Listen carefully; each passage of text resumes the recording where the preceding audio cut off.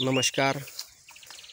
मी सदाशिव वामनराव अडकिने, राहणार इंजनगाव, तालुका वसमत, जिल्हा हिंगोली येथील शेतकरी असून मी पुढील 40 वर्ष चालणाऱ्या शाश्वत शेतीचा अभ्यास करून मी ही करवंदाची इथे बाग आणि कुंपण लागवड केलेली आहे. हे आपण पाहू शकता. आज दिनांक 1 ऑगस्ट रोजी घेतलेला हा व्हिडिओ आणि हा तुम्हाला दाखवत आहे फळ. सध्या करवंदाची बाग खूप लडबडून आलेली आहे. खूप छान याची क्वालिटी तयार झालेली आहे.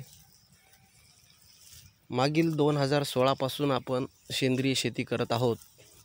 यात आपण बाहेरील कुठलंही रासायनिक खत औषध वापरत नाहीत.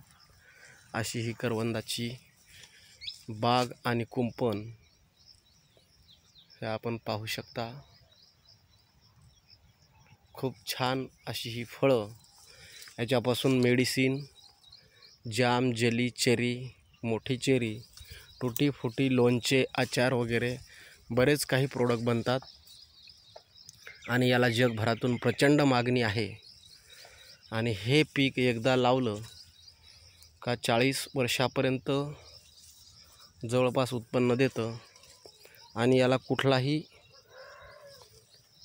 प्राणी खात नाही. याला कुठल्याही रासायनिक खताच्या मात्रांची किंवा फवारणीची आवश्यकता नाही. असं हे जंगली पीक हे आपण पाहू शकता.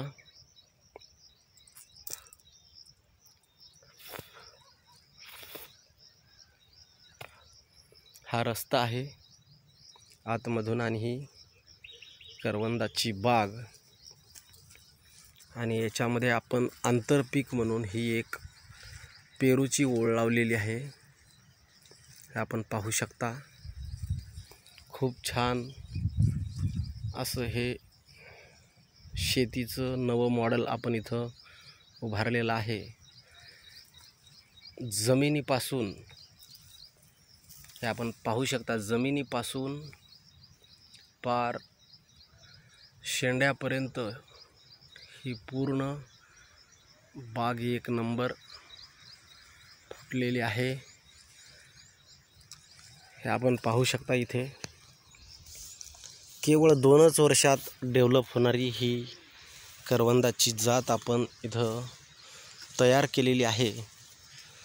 बाकी इतर करवंदाच्या जातीच्या तुलनेत ही बाग फार लवकर येते. हा वाण लवकर येणारा आहे.